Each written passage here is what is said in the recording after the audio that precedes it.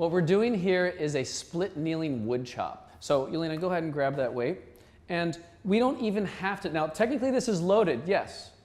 What also I'm going to ask you to look for is that we're not doing an extreme range of motion with the midsection. We're really doing a very small type of motion. This is to mimic what she's really doing in daily life anyway. So Yelena, go ahead and take this. And you'll notice we don't need to make this weight 30 pounds. This is a 5-pound weight that she's working with here. It's really more so that she can reinforce great mechanics. What are these great mechanics? Well, one is that she's got her core breathing working. That's the first mechanic. This is the number one in this.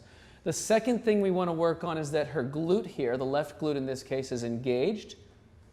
And then the third thing we want to work on is that she's kind of pulling and connecting here. I'll often tell the client to just keep arms perfectly straight or more so, but you can have a lot of variations with this.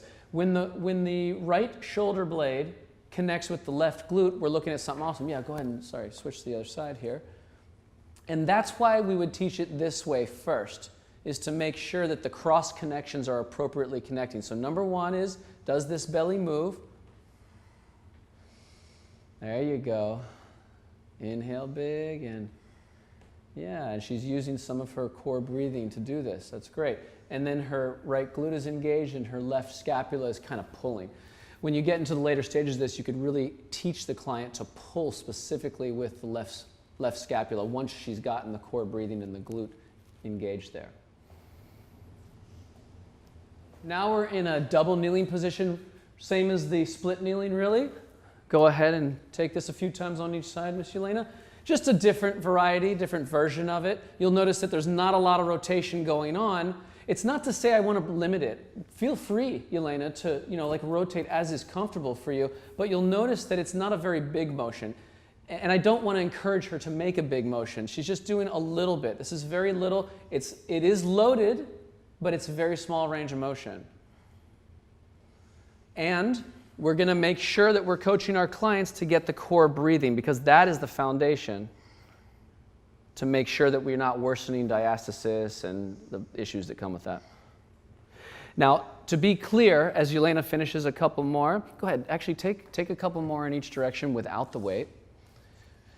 And yeah, that's great. And you can also kind of hold your hands together, whatever kind of works for you.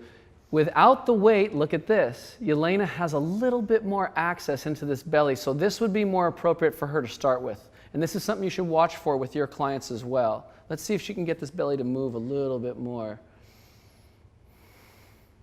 A little bit. It's tough. It's brand new. She's not done. I'm imagining you haven't done this. Not in a while. Not in a while, yeah? And also, she's coming from a background of she hasn't been activating the core belly breathing pump regularly in her exercises. So she's really learning how. So it's a great time for us to see how a client reacts with this. Now, obviously, Yelena is more capable than the average client you're going to have. So, use your judgment. Now we're doing a standing wood chop. So a lot of ways we can do this. Let's just keep feet together right now and make it a pretty simple type of movement. Now again, with the weight, really for effect right now, just take one more and then do it to the other side. Because for Yelena, we're seeing that not using the weight may actually be better for her to develop there. So go ahead, let me take that from you. Take a few more with your arm like that. So this is just the wood chop pattern in a standing position, and then two on the other side. There you go. Now we can evolve this. So go ahead, Yelena, and split your legs a little bit. And what I'd like you to do now is I'd like you to add to it a little bit of motion here. There you go. Now this is something you've, of course, done in the past before, but we want to make sure we put that belly pump in. Great exercise. Now, complicated. So make sure that your client has got the pieces. The pieces are they've got to be able to glute load here. They've got to be able to have the core breathing here. And then, if they're adding a weight to this, you're going to want to make sure that they at some point understand that it's their, in this case, the left shoulder blade connecting to the right glute squeeze. You can see how that's where the contraction happens. Boom, that cross connection diagonal. Okay, so this is split kneeling wood chop. It is the same as with the dumbbell or not dumbbell, but now we just have a cable. Okay, so if you have bands or if you're in a gym and you have cables, you can use this. Be careful of loading too much, obviously. Go ahead and do this. This is a loaded exercise, technically, but you'll see it's a very small range of motion. I'm going to ask Elena to keep her elbows basically straight, especially on the way down. Keep that elbow, there you go. That keeps a little more of that core influence that we're looking for. But the number one thing we're looking for here is that this is working. Inhale big and exhale. Number two, you can go ahead and switch to the other side.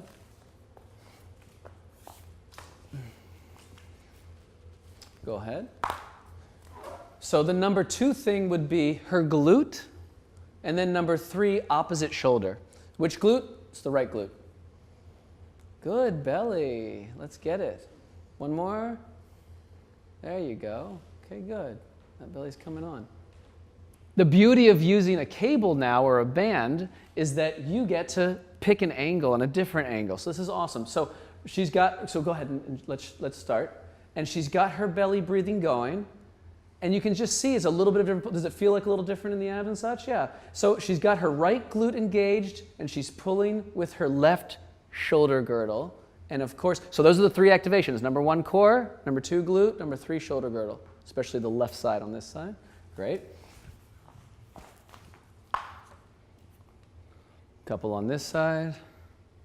Left glute is active and pulling the right shoulder girdle. So they're connecting that posterior oblique sling. Great. And then let's just do this while we're at it.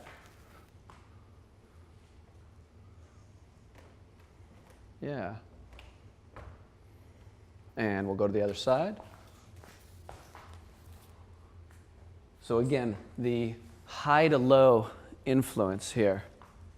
Lots of core belly breathing, lots of right glute engagement, lots of left shoulder girdle. Good job in that belly. Awesome. This is now the double kneeling wood chop. Just again, this is not really wholly different than some of the other wood chops we've been showing you. It's just nice to have some variety inside your twist pattern. So there you go. Great job, Elena. She's pulling from low. I'm now going to change this, and she's pulling here. Got to be lots of core breathing. Another variation is for me to hold up high, and here she is pulling down. Lots of core breathing. In this case, both glutes are active, hopefully. She can even work on posterior tilting here. And lots of core breathing, though. Lots of core breathing. One more. And we'll go to the other side. Go ahead, give that a shot. 1, 2, 1. Good. And draw in that baby and hug your baby. And from under here. There you go. Once I prompt her, maybe take a couple more. Once I prompt her to pull in from underneath the belly, she's doing that a little bit more. That's great. Yeah, because you'll notice that her dominant pattern is to come from up here, as it will be for most of your clients. She's got to work on here a little bit more. Great. And then her belly doesn't hang out so far. Great. Okay, so standing wood chop. Again, just a subtle variation. The reason to hold this off and to do the kneeling or the split kneeling first is because this is just simply more moving parts. It's more complicated technically. So right now she's only going to get into a hip-loaded position and then go ahead and do this little kind of mild pull. This is like mimicking a low cable. Not very loaded, but not a very big range of motion, right? Not too far outside of putting on your seatbelt. And then right here. And as I go here, she can now start to, you don't even have to move your feet, you can kind of shift weight. So she's already like able to shift weight. She could split to a further leg split if she wanted, but it's not necessary. It's just, these are all little variations you can put in, and here she is. Lots of core belly breathing. And lots of just being aware of that my glute activation is moving me and my shoulder blade or my scapular activation is also holding or activated in this. There you go. And from the other side. So we'll go here. I got a good idea. Pull down. Let's see how that feels for you. So she's standing here. We'll do the reverse.